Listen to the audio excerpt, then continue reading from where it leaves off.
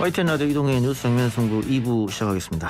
당 선대위 인선이 늦어지는 가운데 오늘 오후 윤석열 후보와 이준석 대표가 40여 분간 독대를 했다고 알려졌습니다. 무슨 얘기가 있었을까요? 국민의힘 이준석 대표와 이야기 나눠보겠습니다. 이 대표님 안녕하십니까? 네, 안녕하십니까? 오늘 윤 후보랑 만나셔서 어떤 이야기를 나누셨는지요? 비밀입니다. 아니면 갈등설이 불거졌다고 자꾸 언론에 나와서.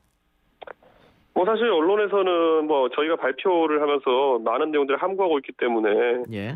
갈등 때문에 이게 늦어지는 거 아니냐 이런 얘기를 하시겠지만은 저희가 예. 후보 선출 이후에 민주당보다 이런 부분을 빨리 진행하고 있습니다. 예. 그러니까 저희가 20일 정도에 1차 명단 발표할 수도 있다 이렇게 처음에 예고를 했었는데 예. 저는 그때보다 더 빠르게 할 수 있다고 이제 생각합니다. 저는. 예. 네, 그래서 저는 후보와의 이견은 굉장히 적은 상태이고. 예. 사무총장 교체 이야기로 조금 시끄럽던데 어떻습니까? 그 문제는?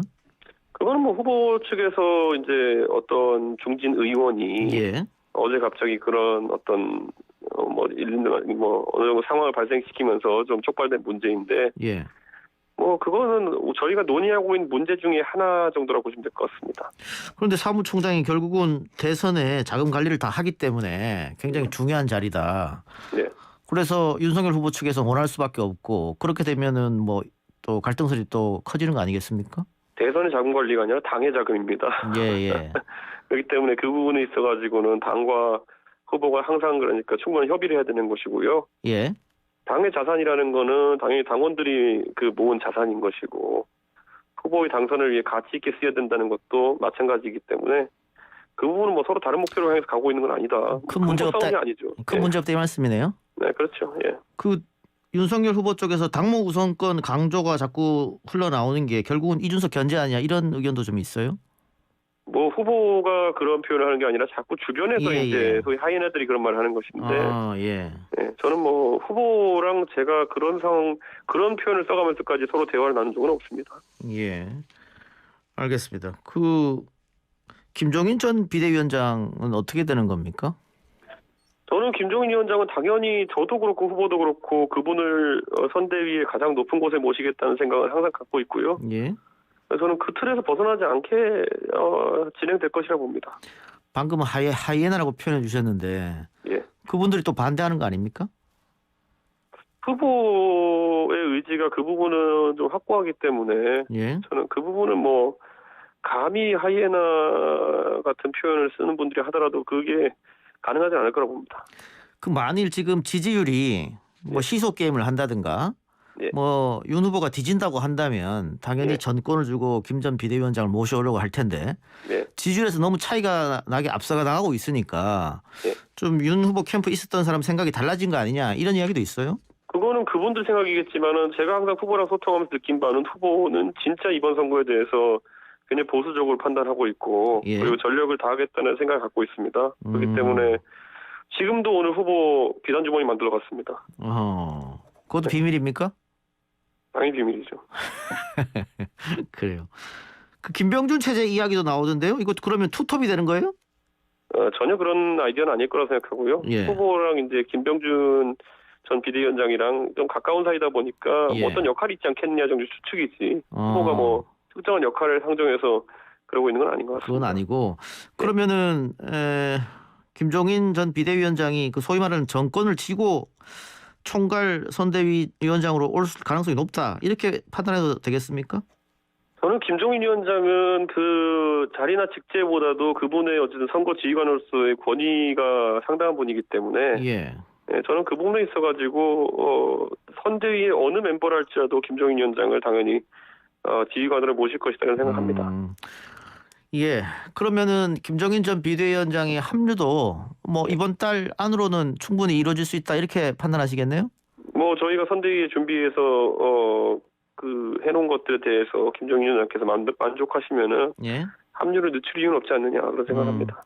근데 이 와중에 국민의힘 당원 게시판에 이준석 대표 퇴출 이런 이야기까지 흘러나오는데 그거 왜 그렇게 되는 겁니까?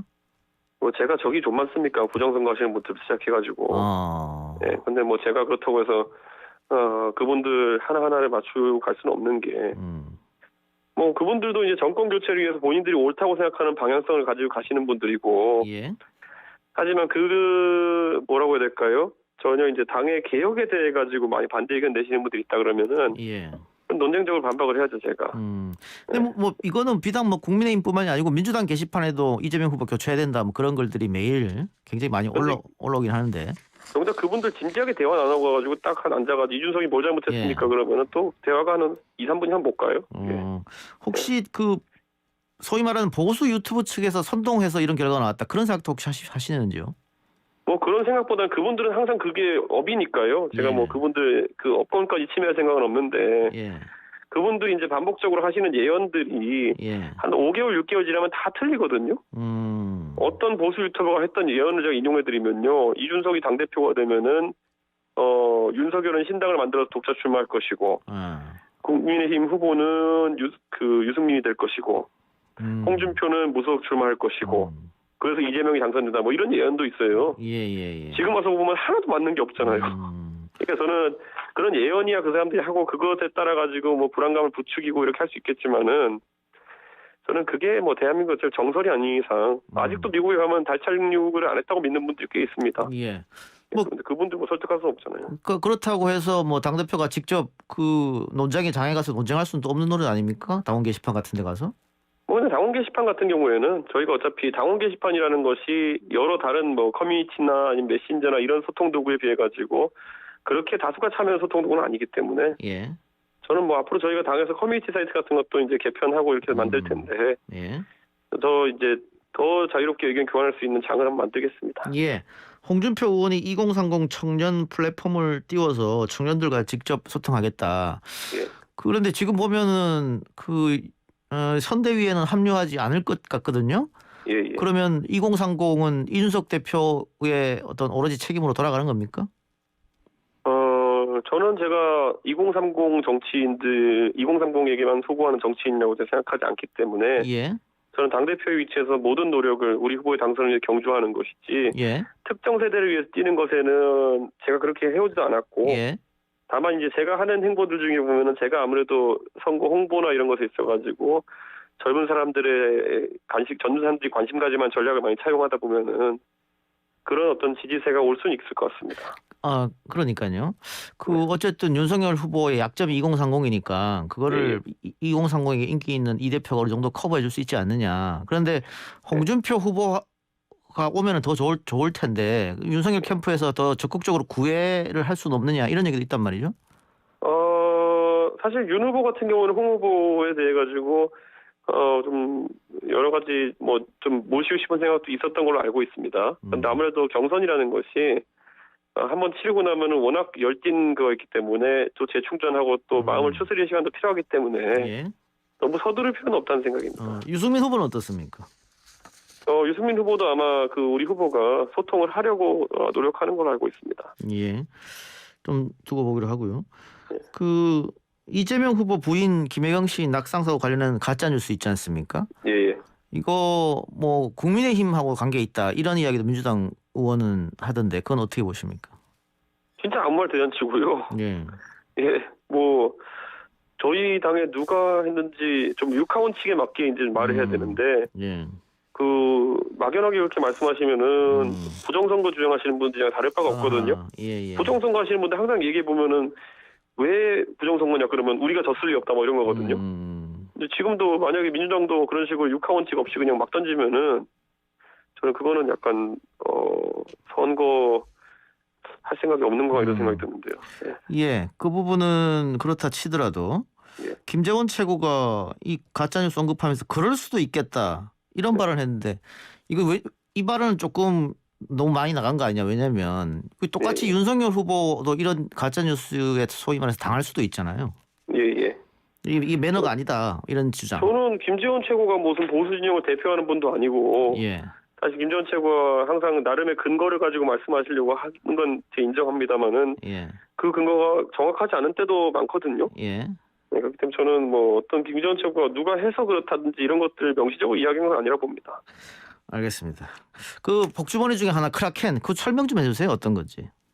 기본적으로 뭐 댓글들 같은 경우에는 보면은 내용들보다도 동일 이용자가 반복적으로 게시한다든지 뭐 이런 문제가 발생하는 소지가 있고 예.